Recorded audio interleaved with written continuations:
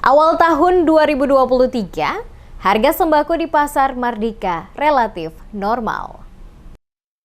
Berbagai harga kebutuhan pokok masyarakat seperti beras, minyak goreng, tepung terigu, gula pasir, dan telur di Pasar Mardika, Kota Ambon di awal tahun 2023 ini dijual dengan harga yang masih sama seperti tahun 2022 kemarin. Tim Damas Media Group yang turun menjumpai beberapa pedagang di kawasan Pasar Mardika menuturkan beberapa harga barang seperti beras, gula pasir, tepung terigu, minyak goreng, dan telur masih dijual sama seperti tahun kemarin. Ardi, pedagang sembako di Pasar Mardika, menuturkan hingga saat ini harga barang-barang yang dijual masih menggunakan patokan harga seperti tahun 2022.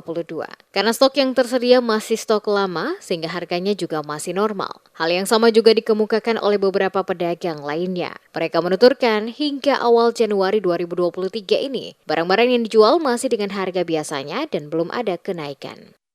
Untuk sekarang kita belum tahu, soalnya kita masih jual barang lama. Jadi harganya masih biasa yang kita jual.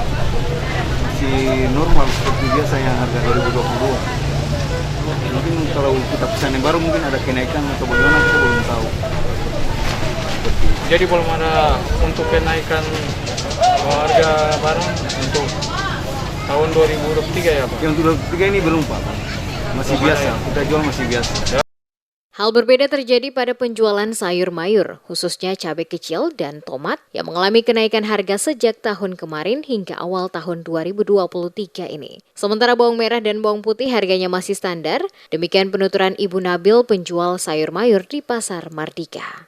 Kenaikan itu dari sebelum Natal sampai sekarang masih tinggi, harganya masih tinggi untuk cili sama tomat.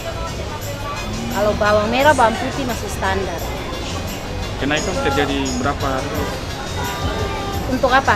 Daily dan Dari awal 50, sekarang sudah sampai 80, 90. Bahkan kemarin masih sampai 110. Secara umum harga kebutuhan pokok masyarakat Kota Ambon di Pasar Mardika relatif masih normal. Karena kebanyakan pedagang masih menjual barang dagangan mereka dengan stok lama yang masih tersedia hingga awal tahun 2023.